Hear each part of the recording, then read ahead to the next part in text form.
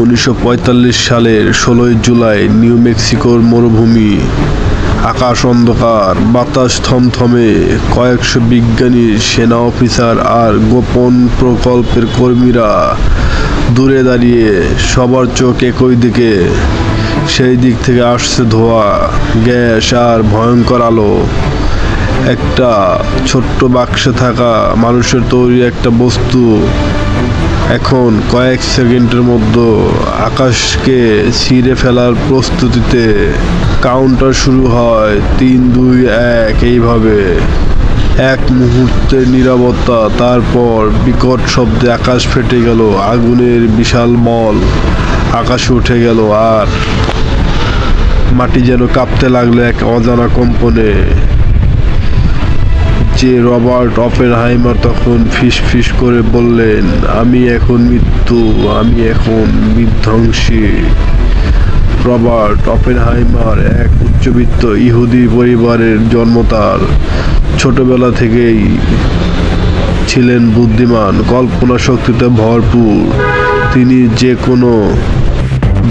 তিনি যে শুধু বিজ্ঞানী ছিলেন তা নয়, তিনি ছিলেন কবি, দার্শনিক আর গীতা পাঠকও। কিন্তু তার মনের ভিতরে ছিল এক অদ্ভুত অস্থিরতা। তিনি সবসময় বলতেন, আমি চাই জগৎটাকে বুঝতে, কিন্তু জগৎ কি আমাকে বুঝতে দেবে? 1939 সালে ইউরোপে শুরু হয় দ্বিতীয় বিশ্বযুদ্ধ। নাৎসি বাহিনী ইউরোপের ওপর ঝাঁপিয়ে পড়ে। এই সময় জার্মান বিজ্ঞানীরা নিউক্লিয়ার ফিশন আবিষ্কার করেন।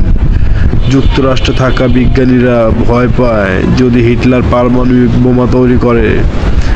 এই ভয় থেকেই শুরু হয় ম্যানহাটন প্রজেক্ট, একটি গোপন প্রকল্প যার উদ্দেশ্য পারমাণবিক বোমা তৈরি করা। এই প্রজেক্টের প্রধান হিসেবে নিয়োগ দেওয়া হয় অপেনহাইমারকে। লস অ্যালামোসের গোপন শহর নিউ মেক্সিকোর লস অ্যালামসের গড়ে ওঠে এক গোপন শহর। এখানে বসবাস শুরু করেন বিশ্বের সেরা বিজ্ঞানীরা। পরিবার, বন্ধু সবকিছু ছেড়ে তারা এসেছে এক ভয়ঙ্কর মিশনের জন্য।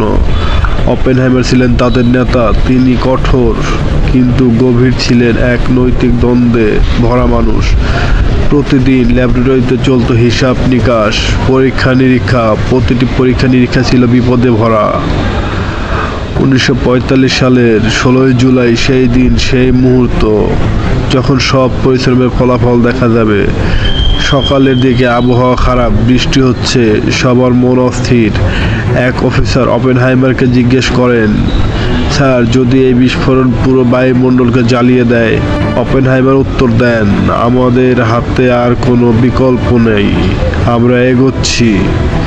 সকাল 5:29 ট্রিনিটি টেস্টের কাউন্টার ডাউন শুরু হয়। বিস্ফোরণ, আকাশ যেন ভেঙে পড়ল। আগুনের বিশাল বলয় মাটি থেকে উঠে গিয়ে আকাশে মিশে গেল। কয়েক মিনিটের মধ্যেই কয়েক কিলোমিটার দূর থেকে তা দেখা যায়। মানুষ অবাক হয়ে তাকিয়ে আছে। এটা কি সূর্যোদয় নাকি মৃত্যু? অপেনহাইমারের চোখ প্রতিফলিত হলো সেই আগুন, তার ঠোঁট কেঁপে উঠল, এখন আমি মৃত্যু, আমি বিধ্বংসী।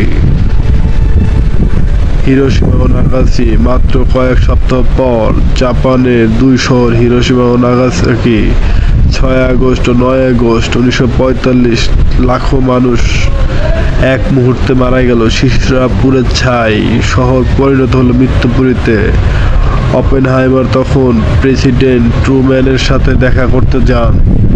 তিনি বলেন, আমার হাতে রক্ত লেগে আছে। ট্রুম্যান রেগে উঠে বলেন, রক্ত? লাখো মানুষের রক্ত আমার হাতে, তুমি কাঁদছো কেন? এরপর অপেনহাইমারের বিরুদ্ধে শুরু হয় ষড়যন্ত্র। তাকে কমিউনিস্ট সহানুভূতিশীল বলে অভিযুক্ত করা হয়। তার নিরাপত্তা ছাড়পত্র বাতিল করা হয়। তিনি জনজীবন থেকে সরে যান।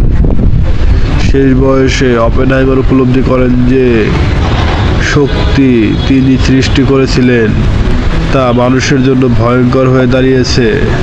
আমরা যে দানব সৃষ্টি করেছি তার আমাদের নিয়ন্ত্রণে নেই। এখন পৃথিবীতে রয়েছে হাজার হাজার পারমাণবিক বোমা। একটিমাত্র ভুল আমাদের সভ্যতাকে শেষ করে দিতে পারে। এটাই অপেনহাইমারের গল্প, এক বিজ্ঞানী, এক বোমা, এক নৈতিক যুদ্ধের শেষ কথা। তুমি কি তৈরি করেছিলে এমন ভয়ঙ্কর সত্য জানার জন্য? এখনো সময় আছে। মানুষ কি শিখবে, নাকি আবার নিজে তৈরি আগুনে পুড়ে মরবে? এটাই ছিল আমাদের আজকের এক্সপ্লেনেশন। সবাই ভালো থাকবেন, সুস্থ থাকবেন এবং আমাদের চ্যানেলটি সাবস্ক্রাইব করে আমাদের পাশেই থাকবেন। ধন্যবাদ সবাইকে।